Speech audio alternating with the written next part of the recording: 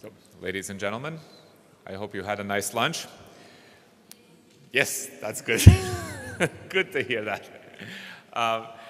We spent the morning talking about technology transfers, about ideas, about various the ways in which we could get innovations and technologies into the business world, and of course that's very important. But we've all heard, and it really is true, the phrase that our most important resource is people. And so the second panel will be about human resources and how they can be used in the future of business innovation. And for our first speaker, I'd like to invite on stage Mr. Uldis Pāvils. He is the Competence Development Consultant and Trainer and partner at Energize Limited, and he'll be talking about mapping of expectations in building sustainable cooperation between employers and academic institutions. Please, Mr. Pāvils.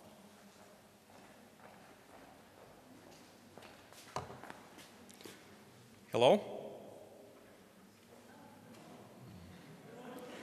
Hello? Much better. Thank you. Thank you. I will start with my story and replug computers.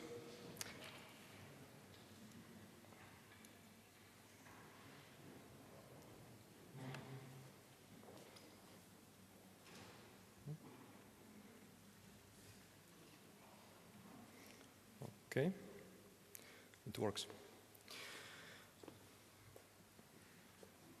When I was about to graduate from University of Latvia, I wanted to become a school psychologist. But then Professor Viesturs Reņģe, professor of organizational psychology, suggested why don't I become an organizational psychologist? And I was kind of puzzling. Organizational psychology, it's something far away from children, from schools, and I wanted to have a mission to work in school. But somehow he persuaded me to think about organizational psychology. And then, with his help, since he has established relationships with the University of Stockholm, with his help, I applied for scholarship and started to study organizational psychology at University of Stockholm. And then I started to like very, very much organizational psychology and everything what goes around consulting. When I returned from Stockholm, then late Professor Viesturs Reņģe had a conversation, and he said, now Uldis, you will have to work also as a lecturer at university. And I was kind of, wow, why? And he said, you know, you have to do something good for society. And he was like smiling. And I was kind of, well, is it really? And he said, yes, I mean it. And I really think that you will start now your consultant career, and then you should give something back to university, and therefore apply for lecturer straight away. And then I started to be a part-time lecturer, and now it's, I guess, more than 15 years already. I'm delivering one course at University of Latvia.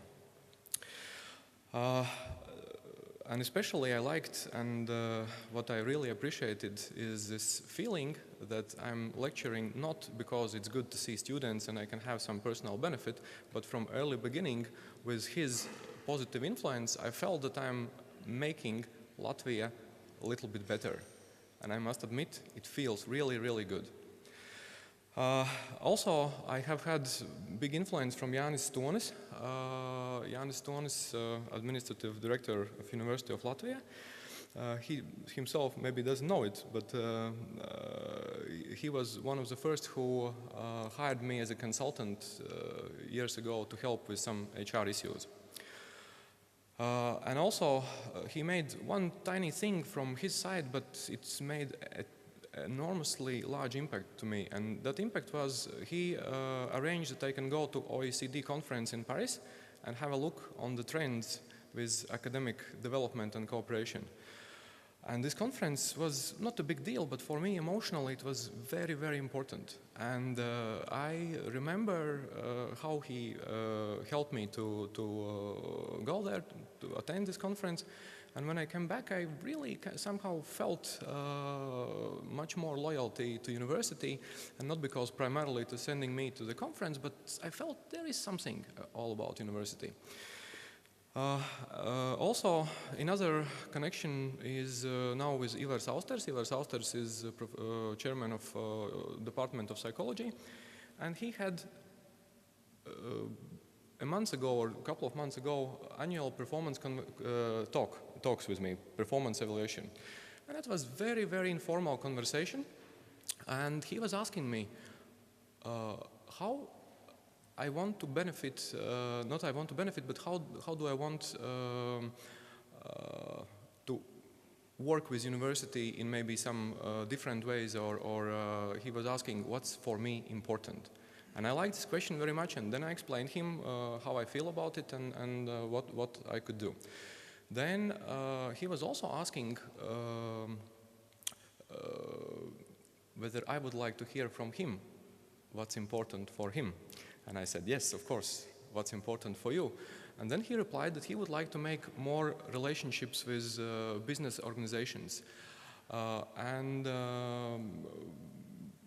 Thanks to cooperation with Latvian Association of Personnel, now Department of Psychology already for the second year is making research on employer markets, on values of different generations, and for second year already there is a real practical cooperation between Department of Psychology and Latvian Association of Human Resource Management.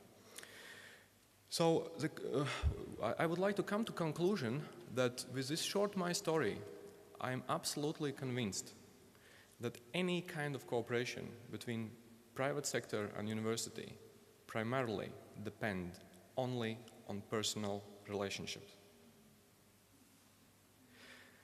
And of course we need large projects and we need political support, but at the bottom line it's the personal relationships on a quality level you develop year by year. So how do we measure quality relationships? And I would like to give maybe some questions for thinking. Maybe not all questions will be relevant for you, but let's contemplate on a few of them. We can have cooperation between employers and universities on macro level, and that is like transactional level. For instance, transactional level means that we on project basis. Yeah? So quality relationships are measured on several projects case by case. Then we can have cooperation on operational level, and that is large projects which last, let's say, from 2 to 3 years. And then we can have a strategic partnership, which is really 5 to 10 years perspective. So now, first question I would like to ask you for contemplation, and you think, in your cooperation with any employer or with university, on what level are you? Are you on transactional level, case by case, need by need? Are you on large projects which goes for several years, or are you on strategic level? And strategic level means that on both parties you have in strategic plan this cooperation, and it's really, really on the top level, and everyone understands that this is a strategic partnership. But I'm interested as a psychologist much more on micro level. And for micro level, let's ask following questions. How many contact persons from both sides do you have?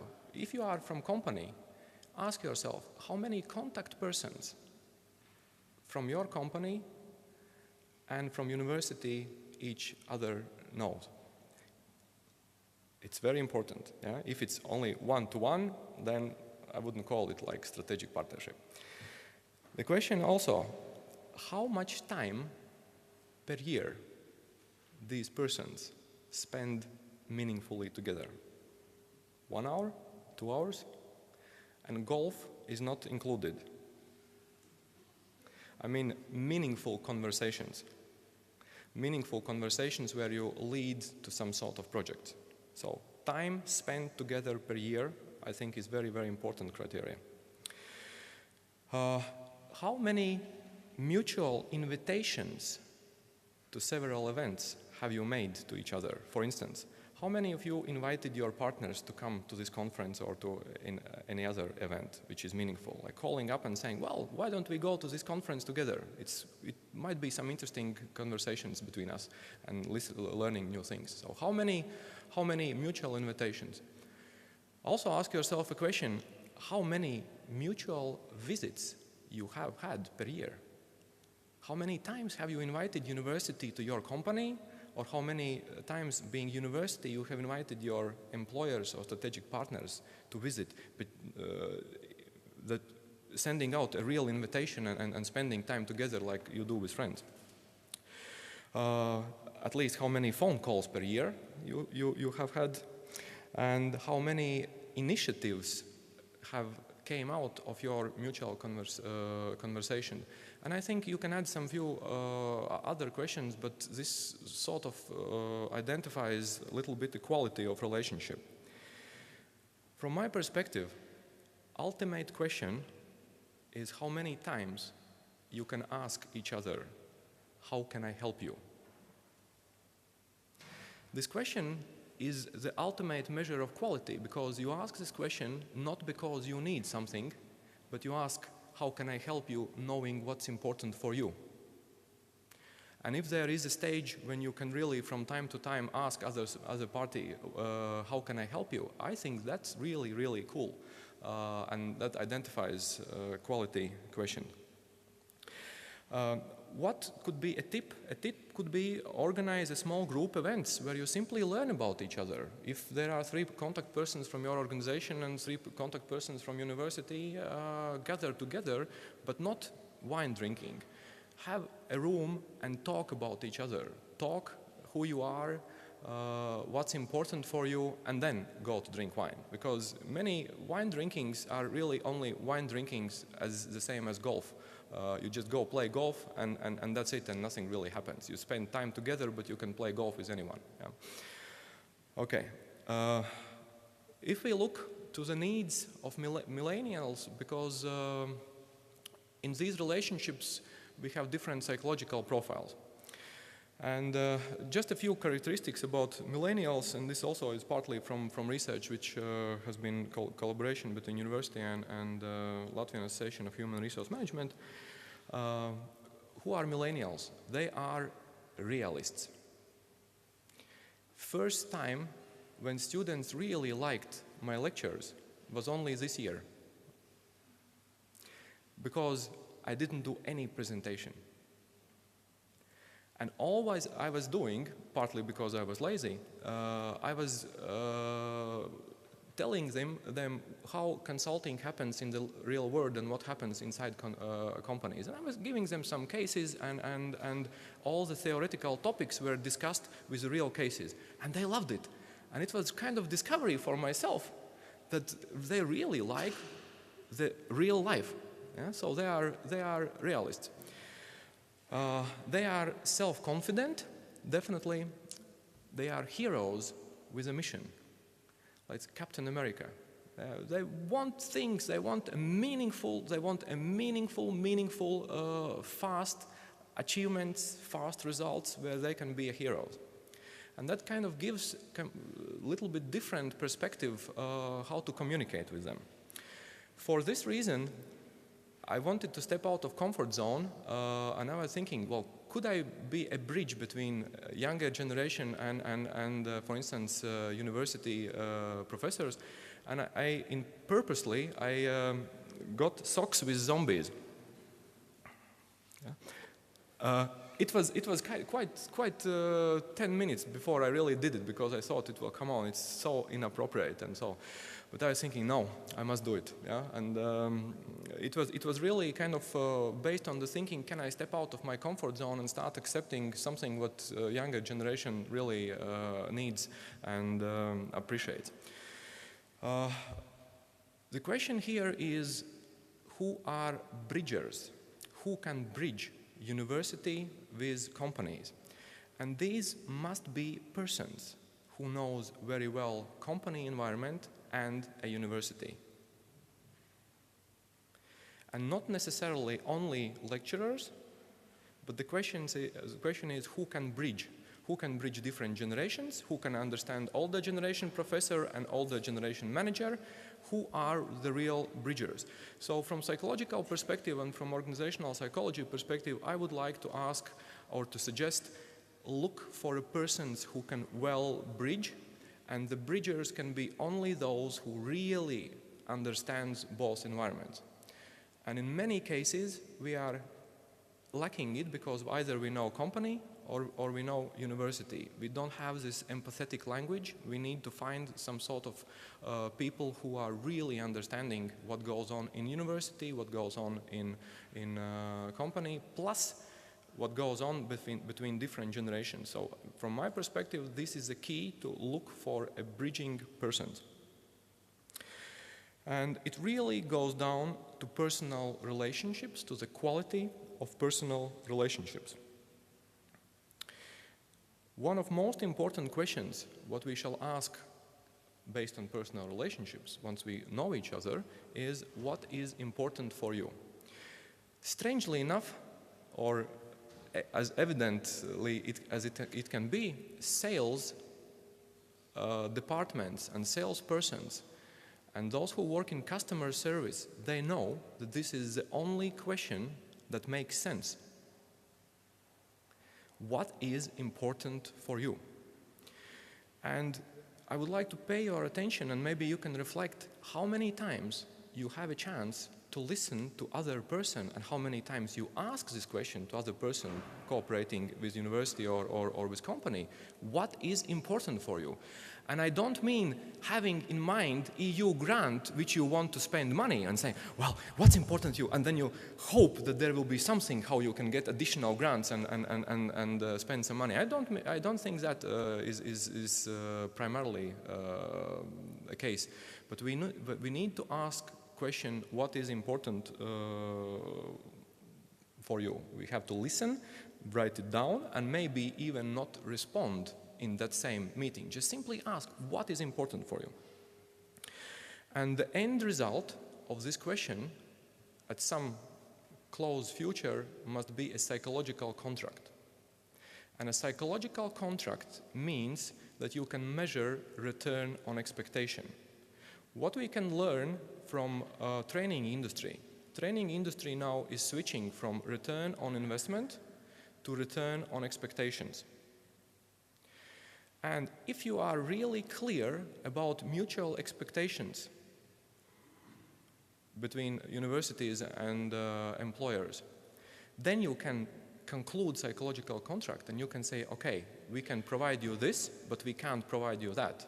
Is it still okay? And if they say okay, then we can start doing something. So we cannot measure return on expectations if we don't know what is important for a particular entity. And now I would like to propose a very short exercise. And please stand up, put everything down. Really, no pencils, no hands free. Come out of the rows, come out of the rows. Come out of the rows either at the back side or in front. There will be two parts. A little bit more energetically. Okay, come out. Okay, and if someone really wants to sit down and not take participation, please feel free. And if someone is really fed up of any kind of exercises in conferences, you can really just sit down. But I would appreciate if you still would participate. Okay, so now first part is following. After the signal, you will need to, I will kindly ask you, walk around and say hello to at least 5-6 persons, but in in such a way that you really don't pay so much attention to them. Just say, oh, hello. Oh, hello. So that you are having your own thoughts in mind. Yeah? So say hello to 5-6 persons, walk around, but say hello in some kind of negligent way, please. Hi. Hi.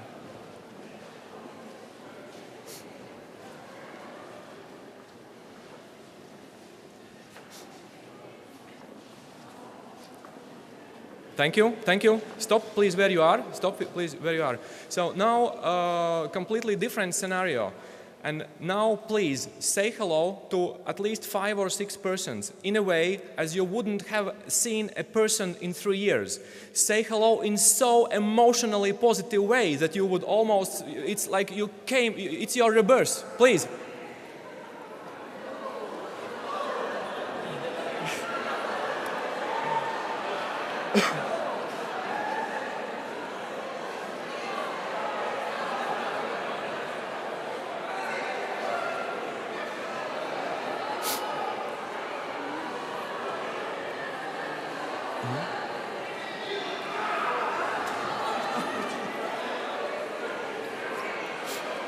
Thank you, thank you, thank you.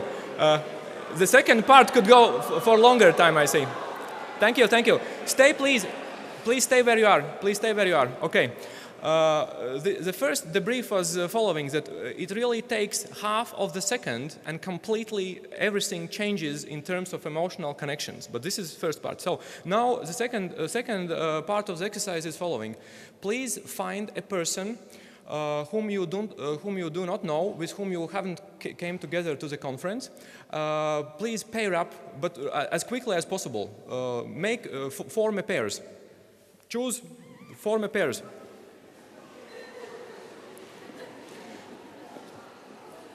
But please, everyone, if you participate at all, please form a pair.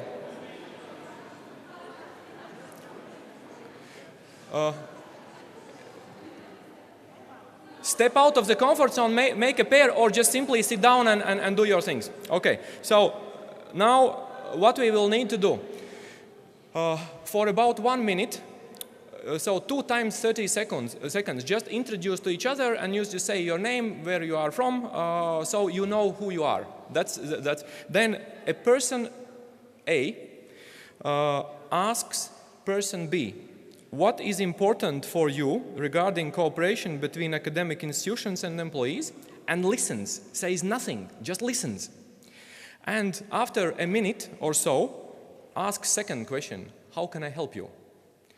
And this person who has told what's important, you must ask for a real favor. For instance, send me some materials. How do you deal with these things? Or just give me your phone number so we can later not have a wine together, but so we can exchange with additional information. But this ask for help must be real, knowing who the person is. Yeah, but mainly it can be sharing something. But so you have to ask this: how can I help you?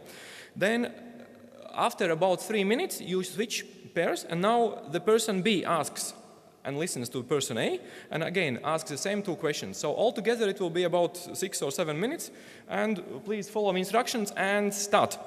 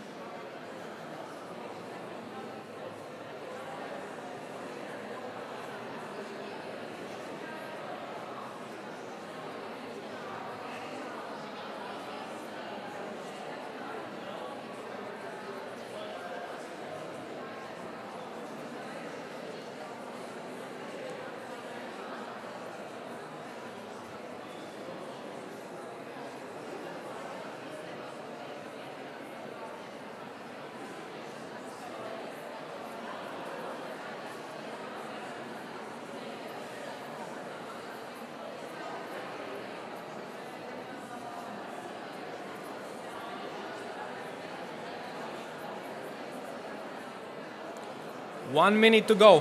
1 minute to go.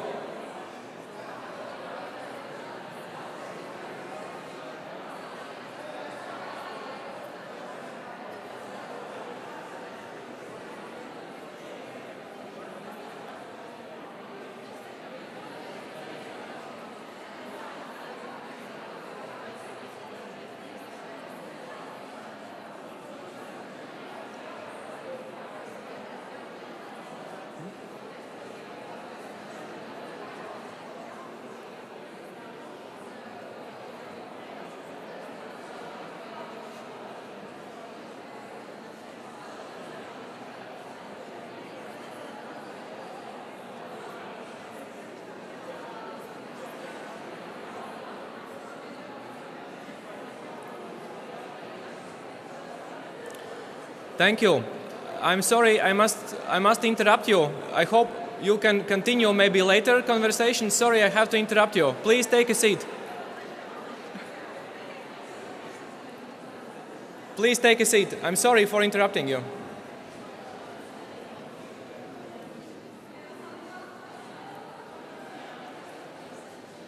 Please take a seat.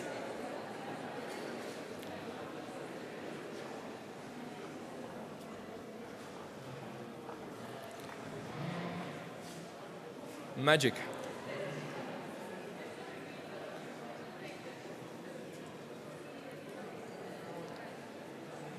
Please take a seat.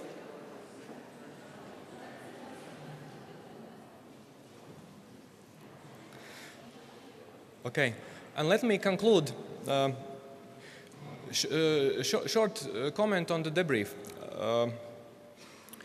This exercise really shows whether it's easy or not easy to establish relationships to start with something. For some of you it was easy, for some of you it maybe was hard to answer how I can help you, because there was not a context. We cannot force it, we cannot do it artificially, it has to be natural. Some of you felt maybe uneasy because it's kind of strange situation, some of you exchange with the name cards straight away. Yeah? So this is how it all begins, and we come down to quality of relationships. I would like to conclude that one of the most important things, but if not the main thing, is really try to evaluate quality of relationship and ask yourself, are you willing, motivated to do something for cooperation? If you do not have motivation, then you don't. Look for bridgers who are connection points, who can connect to environments with very different cultures.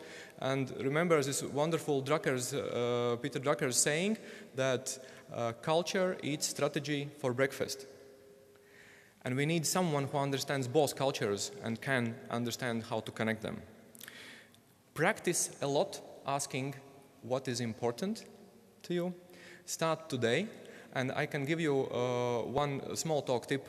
Very good way how to start small talk in the evening is ask what is the best what has happened to you during last year. And the person will start talking straight away, and just listen, and maybe you will find some connections. If that works, then you can go with the next question, and the next question is, what is lately the most interesting thing in your work? And the person most probably will start talking again.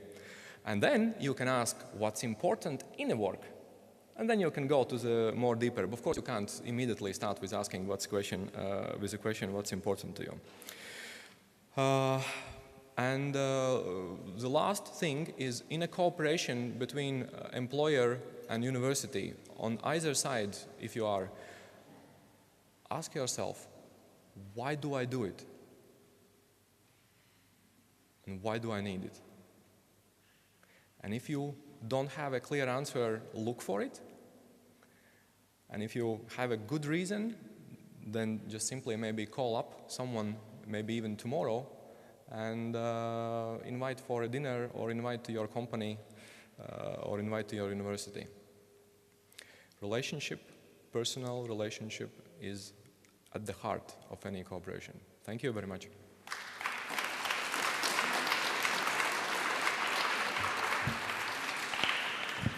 Thank you very much, Mr. Pavels. I have to say this was a very interesting and useful talk. I myself made a very good connection completely out of the blue, so I hope many other people did as well. And I think we'll also have a lot to discuss in the panel discussion when everybody has presented. Now I'd like to ask our next speaker, who is Mrs. Elizabeth Parrott. She is the manager of the Continuing Education and LLL unit at the University of Stavanger in Norway. And she will be talking about demand-driven education opportunities, combining work and education. Please, Ms. Parrott. Thank you, moderator. Thank you, Lina. I'm from Stavanger, the University of Stavanger, where I'm the director of Continuing Education or Lifelong Learning Unit, or somebody call it the Executive Education Unit. I just take a map so you can see where we are today and where I'm from. A little bit brief about before the story comes. The University of Stavanger is very suited. It's 3,000 inhabitants. It's an oil and energy capital of Norway. And the dynamic in Stavanger is very good, and the culture and leisure activities. And I have to say that the interplay between the university and the society and business is rich and diverse. And to tell you the story, we are only 10 years old, university, 10 years old this year. And it's because of the society and the business and culture, that's the reason why we become a university. Together, they worked out the whole thing. It's a small university. We have about 9,000 students, 1,300 faculties, and about 1,000 international students. And my unit, the lifelong learning units, it's about 1,865 students. That's not included in the numbers. I have you show you the map of our organization. You can see the blue up there. That's where the university lifelong learning department, we are separated. And when you see the center, the small blue mark on the top, where it says center, it's important to have that in mind when you are following the story. And one thing more, you have to know that in Norway, it's no tuition fee. It's free to go to the university. You don't pay anything. And that's important to have in mind when you go through the story. A little picture of the nice place. I can say that Stavanger is very nice because I'm from the North Norway. It's all the way on the top on the map. A little bit about the background, what's happening. In the unemployment rate in Norway, it's very low. It's only 3%, maybe even lower. A lot of people do change the career. And it's becoming a very high influence of elderly people in the workforce.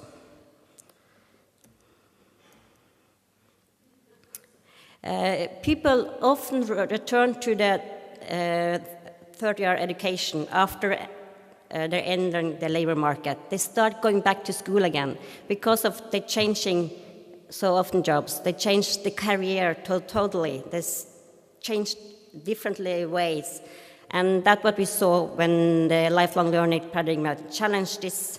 And we saw that people thinking differently, they were challenging the way of doing education. We have to be more flexible. We have to adapt more to people. We have to combine job and education because people in Norway have to work. It's high living standards. The Norwegian higher education system got the challenge from to provide lifelong learning and continue education. And the demand from the people, working people, they said that we have to have this more and more, and we have to collaborate. And that's what we did. And we saw some challenge. To go to school in Norway is for free. How can you put this extra thing above everything else? And also the rules of combining government money and money from the industry is very strict. So the bookkeeping have to be totally separated. That's also a big challenge for us. And what did the University of Stavanger do? Provide a work-life adapted education with a self-cost model. They developed good, close relationships with third sector, focus group, and we developed a unit totally separated from the rest of the university, but still inside. Focus group is the most important thing. We ask the industry, we ask them, what do you need for education? How can we help you? How should we manage this? What kind of education do you need? All these questions we asked the industry. We didn't tell them what they needed, they told us. And I think that's one of the reasons we succeeded. My unit was established in 2008, and we have to be flexible. We have to be solution-oriented. We have to be commercialized. We doesn't have to think the way universities think. We have to really sell.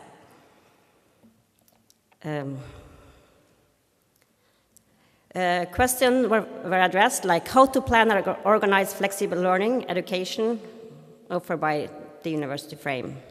How can the unit be the mediator and relationship between university and external partners? How develop master programs that they needed, because we saw that master programs what they needed, because people going back to school have already been to school. They have gone to university before. They maybe have their first master degree. They take a second master degree, maybe the third one. So we have to work close with them, and we saw that we have to have a program that they can fulfill. And it also have to be tailor-made. What do you need? Does your company need? The unit was also given a very clear goal. It had to add value for the university and also for the customers. We have to earn money. Money is a very important issue here. The unit should be separated. It should be commercialized. It should not be the professor selling. Today, my unit, we are 10 people, and we are very commercialized. We work as a selling team. And we sell not only outside, but also inside. Because what we do, that we work on top of every else they do at the university. All these professors that work for us work for extra money or work for themselves as a person that they love what they are doing. It's not the normal job day. So what we do, we sell inside and we sell outside. We also make agreements with the faculties and institute how we are going to do this. And we have 100% self-finance. That's it. All the money what we spend, we have to earn, and we have to give back 20% of our revenue every year. And the revenue goes direct back to the units or the faculty and institutes, and it's free money. We are becoming one of the biggest lifelong learning units in Norway. We have developed 6 different master programs, which are work-life adapted educations. Work are very close to the life that happen in our region. We had in 2013 about 1,000 customers doing the master degree program. But we have totally of 1,865 students that also taking only classes. They don't take the whole programs, because you can do that. If you see that's one of the programs in the master thesis you can do, you choose that too. And we have over 4 million euros this year, and we gave back a lot direct to the units. And some of the units used that money to build up their unit. And as I told you the centers is very important for us, because they are very close to the third sector and the private sector, and they work together with them, and they have their own unit. For instance, health sector, they have a center, and they work together, and we ask them, what do you need? And we gave the money right back to the center or to the faculty or institute, and they can hire people, they can put the money in project, because this is free money for them. So you see, everything we do goes straight back to the university. Again, what we learn, Very close communication. We had focus group, and that's, I think, is the most important thing. We made an MBA, for instance. We had 7 different focus groups. We asked the oil industry, we asked the health sector, we asked the public sector, we went to the finance. We made all different kinds, and we put them together and asked them, what do you need? What can we do for you? And we ended up doing an MBA. And in our MBA, we put different classes in. Do you need project management to it? Do you need all kind of other, like you have to, in an MBA, you have to have economy, you have to have marketing and strategy. But together with the industry, we asked them what we can put in extra for you, for your company, for the health sector. We asked them what do you need. So everybody put in what they needed, and together we saw what kind of curriculum you can have to choose from for your education. And we saw that this was very important to offer master programs rather than single courses. When the single courses you can take, if you don't have time for doing a whole master program, you take one course because it's important for you. And work-life adjusted, that was even more important. How should you manage going to school, taking a master degree together with your work, and you probably have a family and 2 or 3 kids? How should I manage that? That was the most important question. How willing are you to sacrifice some of your time to going to school? People pay a lot of money to go to this school because this is not free. We have to facilitate their lives. So my group of 10 people are really facilitating. This is not normal students. They demand all the time. They need to know when they're going to school, when are the classes, what should I do next, how can I put this up? They're very close to us. They're becoming our friends. You know their names. They're going to school with you for like 3 years, maybe more, and you're becoming very, very close related to them. And that's one important thing we learned also, was that when we were so close, the teacher and the customers, as we call them, not the students, become even closer. Because we have like 35 people in a group going to taking the master classes, and they were well educated. As I told you, some of them are doctors at the University Hospital of Stavanger. Some of them are high employee, but they need a different skills and need different things to do their job better. And in that relationships, they got very close. And they saw opportunity to work together, as you said here. That when you are together in this kind of relationship, the professors and the customers become so close because they were in a different environment, sharing their expertise and sharing new studies together, and then they learn from each other. And I know some of this professor gets big sponsor due to this. As I said again, the student as the customers. And we had to have the best qualified staff. That's important too.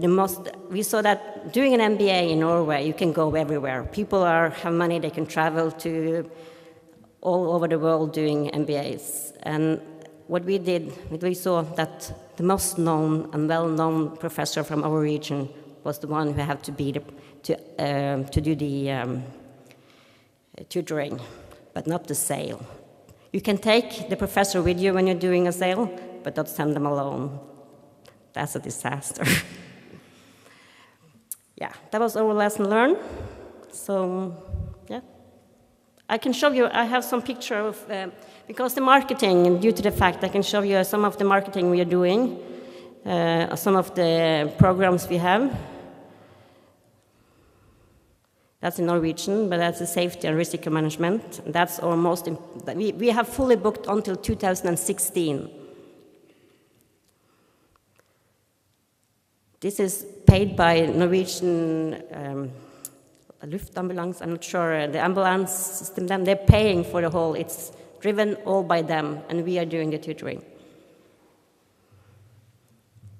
So, thank you.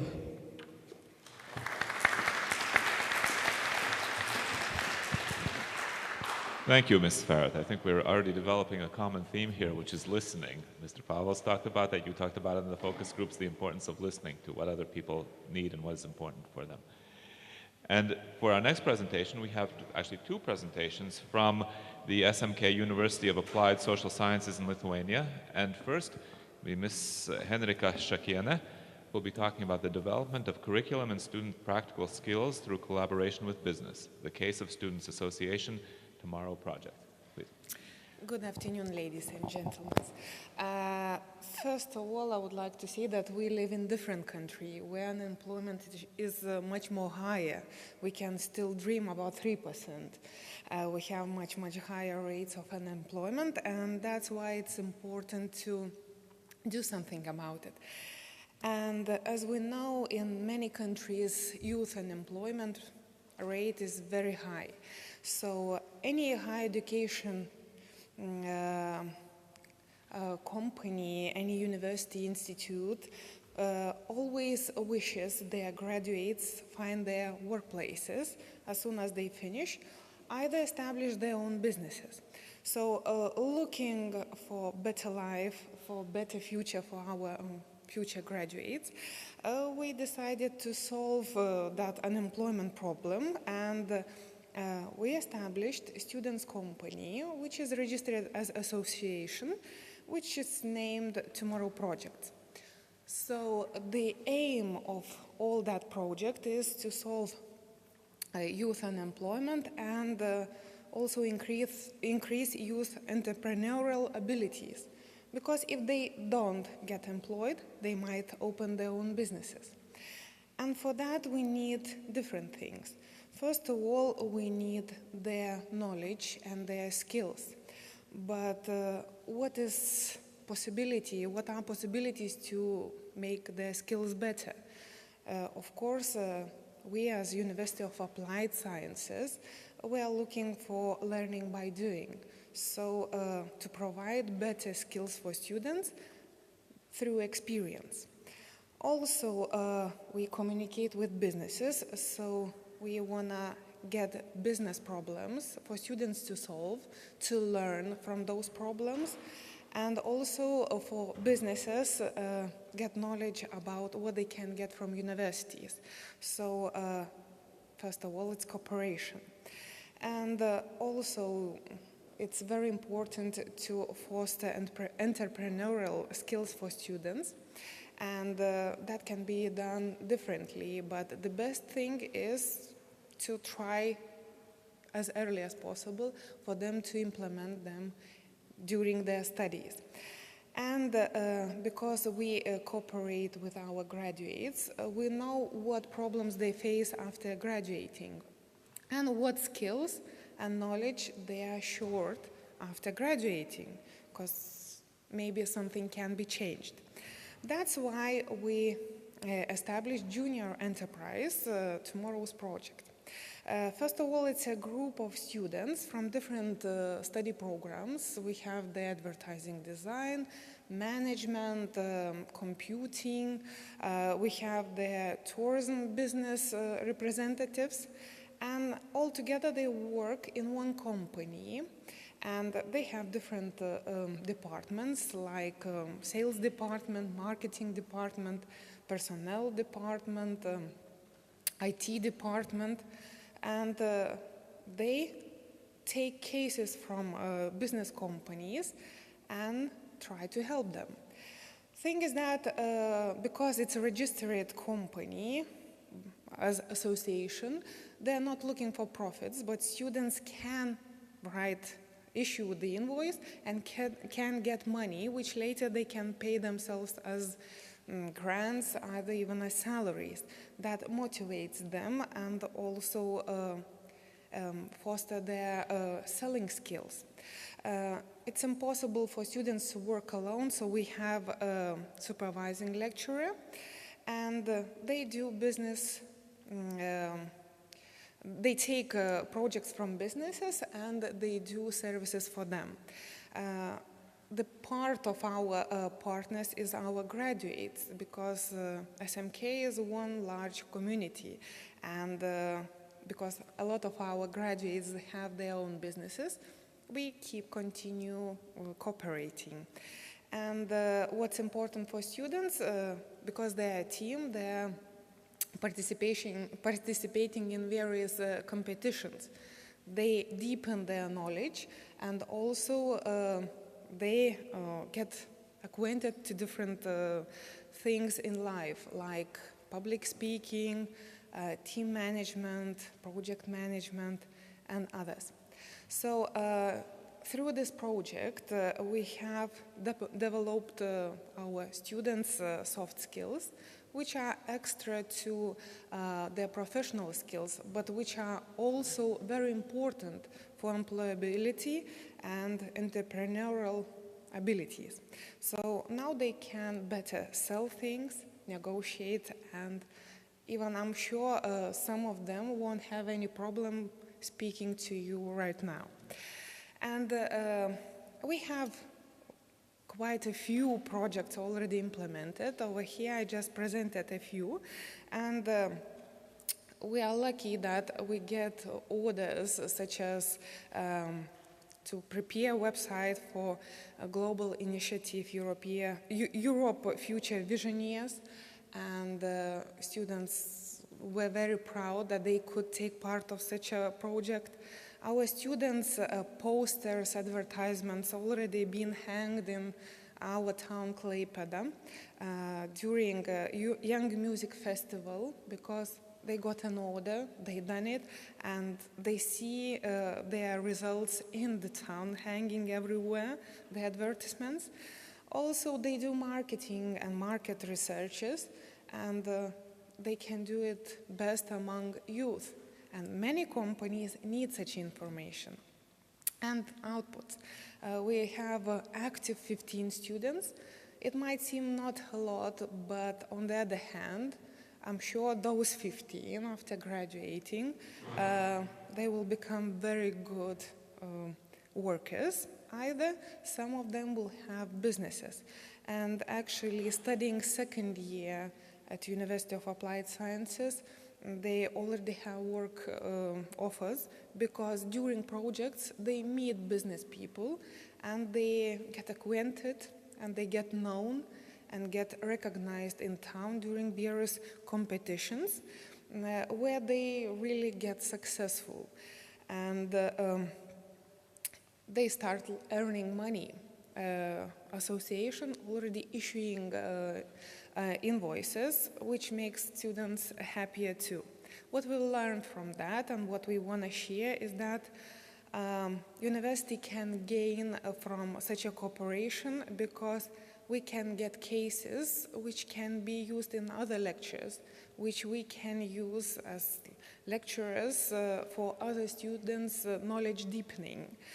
And also with after lecture activities, students get special knowledges, and what is missing nowadays is the possibility to communicate freely, the negotiation possibilities, skills, and others. Students communicating between themselves and with business, they get them. And what we noticed too, that without very strong, charismatic, coordinating lecturer, things don't move. So students can do a lot, but with a little bit of help with lecturer. That's what I wanted to tell you today.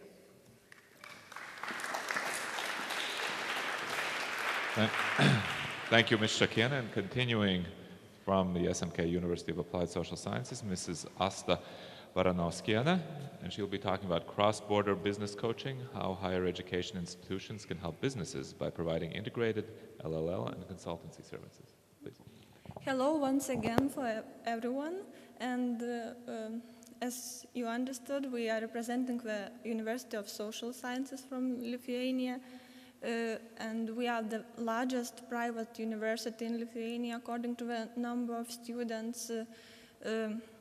As we are a private university, we don't receive much funding for research, public funding for research activities, for developing new solutions of lifelong learning. So we are usually using our own resources, and we are very creative and active cooperators with businesses. And we are those who are often going to business the first, as to offer something, as to cooperate. So Henrika just represented how we cooperate with businesses as to develop the skills of students. And I would like to represent our services from our activities from our other side. It's like how we are developing the services, lifelong learning services for business companies. And today I will represent the case of cross-border business coaching. I think it's one of the successful examples of our university because how you will see later, this special solution of lifelong learning, what we are being provided for Lithuanian companies from one region of Lithuania, and in cooperation with Russia, it had a specific effect on development of region competitiveness. So I will represent shortly this case. So I would like to begin that higher education institutions today, they must act as important and active catalysts of innovations in their regions. Businesses today are facing much challenges, and those challenges are caused by intense global competition, empowered consumers, and generational shifts that are making the impact on clients and employees. So building more effective learning and is becoming a central point to achieving organizational success. Higher education institutions, universities, today must act as important and active facilitators of innovations in their regions, and especially in providing lifelong learning services. And here it's important to create the conditions that happy accidents of learning or happy cases of learning make more likely to happen. So universities must be open and spread their creative power and provide modern creative special training solutions. So as most of the colleagues mentioned, that building of constant and long-term cooperation relations with businesses, business sector organizations, business support organizations is very important if university seeks to provide qualitative, higher value training and learning solutions who could impact certain companies, sectors, or regions. And while creating the training solutions, building training projects, it's important to involve as many stakeholders as possible. And choice and involvement of different stakeholders gives the possibilities for better analysis and understanding of situation, problematical aspects and challenges of learning, and better understand the needs of business. Finding possibilities for building a strong constant relations gives continuity and better solutions. And better solutions and innovative ideas give the higher value and higher competitiveness of business region. And what to say about this specific cross-border business case? As I said, our institution is very active in cooperating with different employers associations, business support organizations as chambers of commerce, as well as with businesses. So this cross-border business case was developed with Marijampolė Chamber of Commerce. Marijampolė is southern region of Lithuania. We are actually based in Klaipėda, which is in the western of Lithuania, but it wasn't an obstacle for cooperation. and for finding better solutions for the business companies from the other region of Lithuania. And what to say about Marijampolė, it's one of the problematical regions of Lithuania. It has high unemployment levels, and business conditions for business acting are very difficult in this region. So the Chamber, as our cooperation partner, they asked us to find some solutions which could help local businesses to act using more modern ways to compete and to find the better possibilities for development.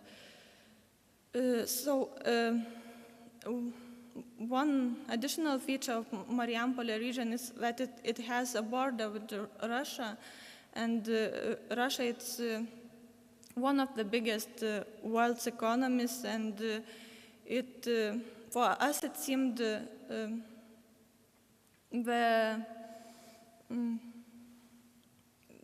to give the possibilities for further cooperation from enterprises from Marijampolė region. Before starting to create the lifelong learning solutions, we included the chambers of commerce from Marijampolė and Russia, Kaliningrad regions, as well as we took some local business enterprises from Marijampolė and Kaliningrad. And before this, making the certain lifelong learning solutions, the research was made. Our researchers explored the needs of business companies in both regions, in Russia and in Lithuania, in Marijampolė, and they discovered these problems. That in both regions there is insufficient access to innovative public services, training services that support the competitiveness and internationalization of small and medium-sized enterprises. As well as the other problem was the lack of diversity of services targeting small and medium-sized enterprises.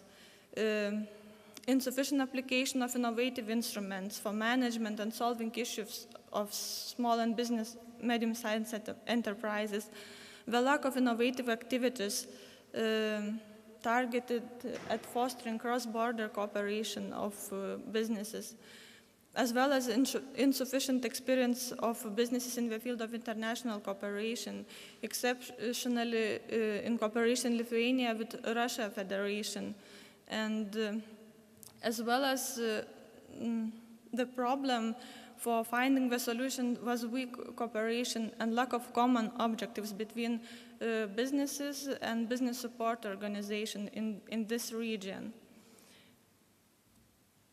And what we found the special solution to solve these problems. The two special tailor-made training programs have been created and implemented.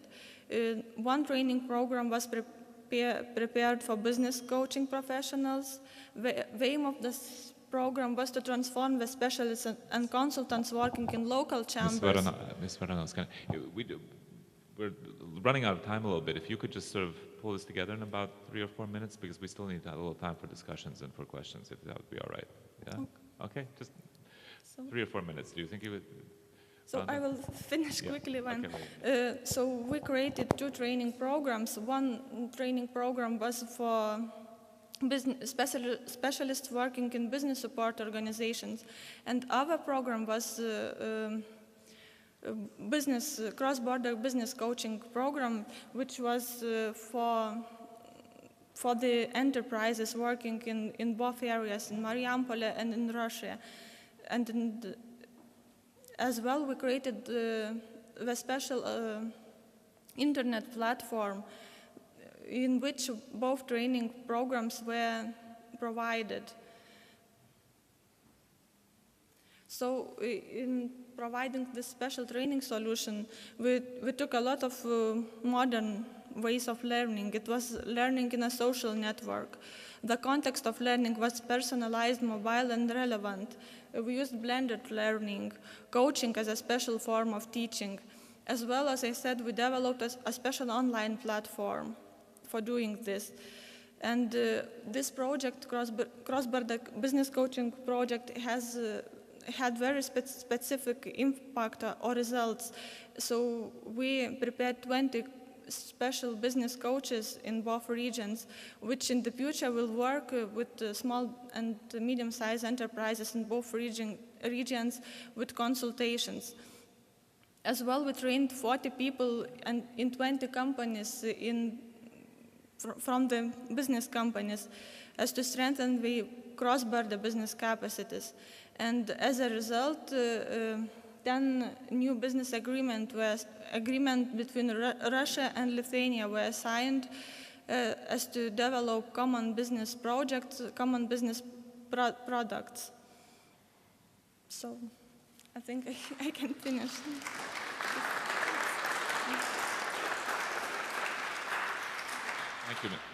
Thank you, Ms. Varanauskaite. And now we have about 20 minutes for discussions, but first I'd like to ask Ms. Signe Enkozana, who is very experienced in the field of HR. She works for DPA, which is one of the sponsors of the conference. And listening to all this, I mean, what impressions do you have about new ways of developing these ties between universities and businesses to help specifically in the human resource department? Thank you. Good question. Thank you, conference organizers, for inviting me to this assembly, and thank you all speakers in this section for interesting ideas. And today I am representing Information Technology DPA. I'm here as a human resource manager, but also I have quite a long academical staff career in Latvia, so and in my life, for me, important topic always has been this decreasing the gap between scientists and practitioners. And actually, Mr. Pāvils' presentation also put me to analyze my life situation, and somehow I understand that I have been this bridge between the practitioners and academical stuff. And what I see, there is maybe there is some 3 points what should be done maybe to overcome these barriers between the academical environment and entrepreneurship environment. And first I see that we can understand and maybe we can break those stereotypes which is existing in minds of both parts. For example, that academic environment is bureaucratic and unmobile and maybe not business oriented, and we have seen today that it's not the truth. And from the other side, that entrepreneurs concentrate only on profit, and they are not willing to invest in education. So it's also not fully the truth. So this is the first thing, and I think I see that such kind of assemblies where entrepreneurs and scientists are coming together and talking about common topics, it's one way how to overcome those barriers. The second thing I see that also for business owners and HR professionals, it's very important to build organizational culture which are supporting education as a value in the company: education, innovation, and cooperation with universities. And on this thing, I could give example about company I am representing here, that from year 2005, DPA has very common cooperation with all universities of Latvia, which are producing the specialists in information technologies. And we mainly cooperate in 3 ways. So we offer the internships for IT students. Our employees are giving some guest lectures in the universities. And the third, our employees often are supervisors for bachelor thesis or for internships for those students. And what the real outcome, Uldis also mentioned that about the cooperation level. So I would like to say that we are our cooperation on strategic level. Our strategic goal, when I'm asking as a company representative what is important to us in this corporation, yes, we are looking for the employees. And when we look back on this corporation, the statistics is that 80% of students which came to our company, they became employees. So I think it's quite a good result from corporation universities and entrepreneurship. And the third thing I would like to mention that, of course, behind all that are people, and people with motivation, with passion, willing to cooperate, willing to reach some result. And regarding the bridgers, which was mentioned before, I would like to say that sometimes they are acting like Chuck Norris, but they also need to be supported by universities and to be supported by the entrepreneurs. Also, because this corporation is based on personal relationships, you could not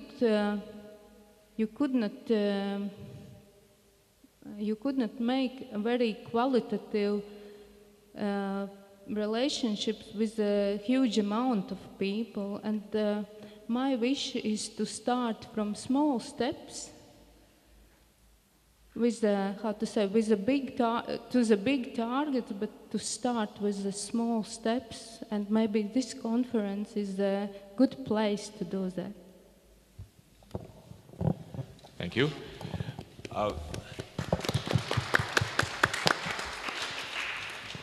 Now, in all these talks, we've been talking about the bridges and the way of developing these personal relationships. And Uldis had this wonderful exercise that we did that broke down naturally the barriers that you have with coming to a conference and everybody sort of sitting by their own. And we were able to make these contacts. But in the real world, you don't have somebody standing in front saying, now go by and greet everybody very, as if you haven't seen them in 5 years. Practically, and I'd like to ask that from all the panelists, practically, how do you make that connection, especially in Latvia where the culture isn't necessarily very open to that? But maybe we'll start with Norway, where maybe you had a slightly easier time, and then if we could go down the line, and how do you actually make these connections, or in Mariampol, how do you get the businesses to really join into these connections when perhaps they think, why is this necessary for me? Hello.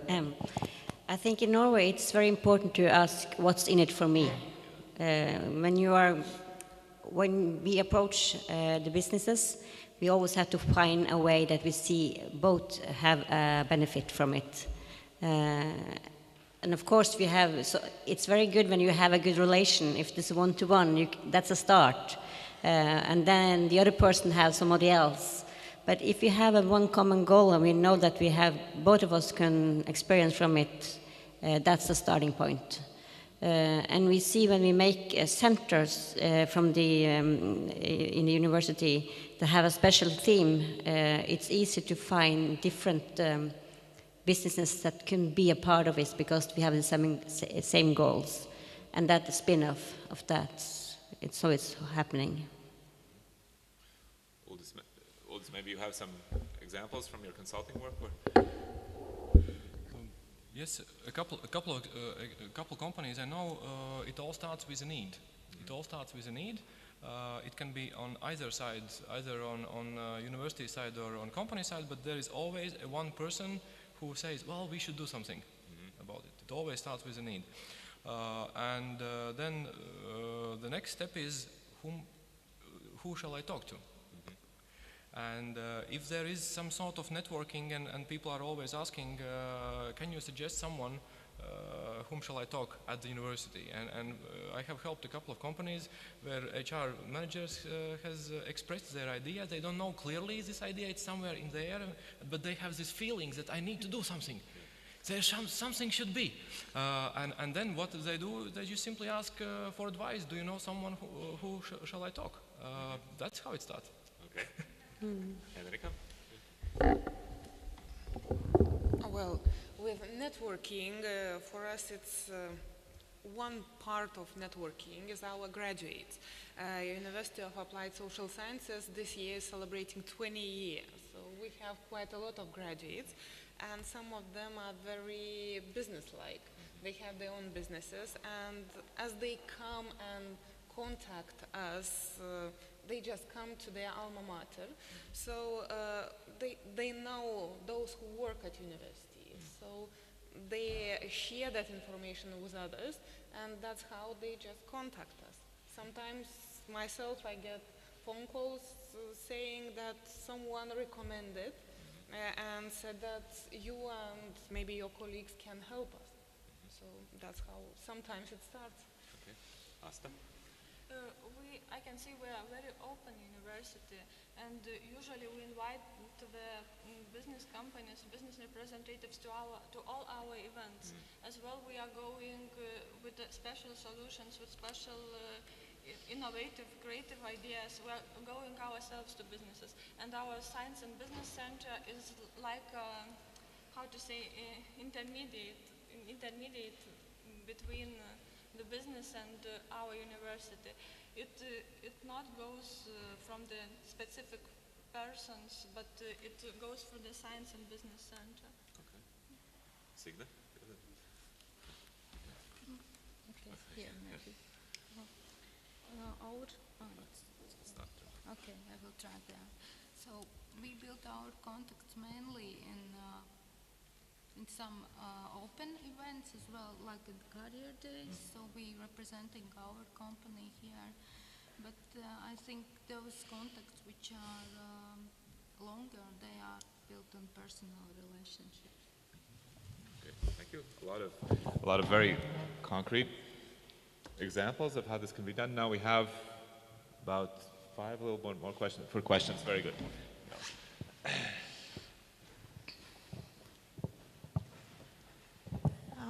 Anita Leeds, I work for the Employers Confederation of Latvia, and during the first session I was about to ask something about transformation of economy or innovation system, but actually now you changed my mind, and I would like to ask you the following.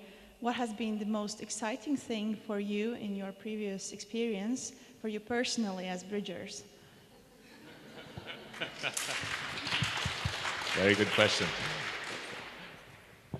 Let's start again from I didn't hear what you said, I'm sorry. The question is, what has been the most exciting thing for you in your experience as bridgers between the business and the academic communities? The most exciting thing that's happened, most exciting experience? Most exciting. Yeah, I think we have one of our students on the MBA. He's a professor at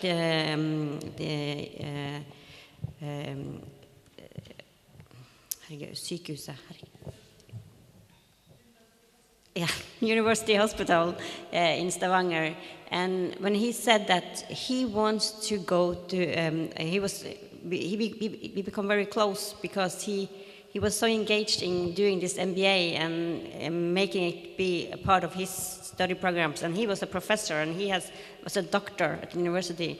And he said that coming together with all kind of people from all kind of businesses, learning how they do their businesses when he was studying was the most meaningful he could do. Going to the hospital with all the doctors together with them, he wouldn't learn anything new. So I think that was the most important. He got so close to us during his study time, and he becomes so important for us, bridging with the other doctors and the hospitals. Okay. For me, the most important thing is what happens in the eyes of the students. And if the students at some point start to like what they are, what profession they are choosing, and if they see how it can be applied, and if there is a meaning, then I'm absolutely happy for every second I have devoted to university. Thank you, Henrika. Yeah, because I'm kind of bridger between business lecturers, administration, and students. So for me, sometimes it's quite fun when a lot of people say hello and I can't remember who they are. Because especially students, they change every year and the network becomes bigger and bigger and they know about me. Sometimes I have to forget to enter into my mind the new information. Thank you. Very good. For me, the most exciting experience is when the companies are happy, the workers of the business companies are happy with training services provided. And now I understand that the universities, as our university, everyone can change, can innovate, and can offer the special solutions of training that are not boring for businesses and that are really empower the people to make changes in their organizations. And for me, it's very impressive. How to say? I'm very impressed when we are receiving the feedback from the companies of what changes we have made after the training, after receiving our training services. Signe? For me, it's very motivating when I feel this convenient that we, with my team, can create, with support of owner of companies, that we can create the environment where each employee can get success. Very good. We have time for one more question. Yes. Okay.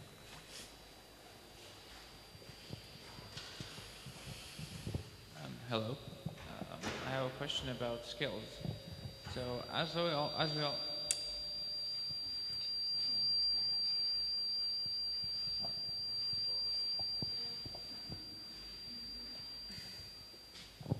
okay, let's continue. So as we know, at universities we can gain certain skills. Is it more valuable to go to university or to just take like 10 professional trainings? What will be better for the employer, to get a student who has some kind of skills from the university, or a student who has professional skills and he could better suit the needs of the employer? How do you think would it be better for the employer to take someone with professional skills or someone with a university degree who still has to be trained professionally? Answer? Maybe I will try to answer. First of all, university degree brings a lot of skills, professional skills, but that's why, like ourselves, we establish different after-lecture activities to make sure that employers get full package. A person who can communicate and can implement, because sometimes there's a problem. People come with theoretical knowledge, but not practical. That's why European education system now becomes different, helping students to learn more during studies. And just professional courses, they give only very tiny information. But those 3 years at applied universities and 4 years at universities, they give full package. That's what I think. Any other comments on that? I think it's important to have both. In Norway, we see that the engineers, if you're an electrician, you take your ground work and learn to become an electrician and then become an engineer. Going to the university, you get well paid. And short may be funny, well, you never know is it going to be funny or not, but answer is when employers will stop look at CV educational side. Okay, you need always experience side in CV, that's fine. But when employers and recruitment companies will stop looking at education, then your question will be very important. Now many companies are still looking a lot on educational side, so they kind of still calibrate which school are you from. Not knowledge. Any other comments? Okay. Very good. Thank you very much for another very interesting panel. And we'll have a small technical break now, about 15 minutes while we change the things here. Meanwhile, you can go and get a drink of water or take a look at the computer over in the corner there, which is an example of a product that's been developed by cooperation between business and the University of Latvia by SQUALIO. So you can have a chance to see a practical result of this kind of cooperation. And we'll start the next panel discussion in 15 minutes. Thank you very much.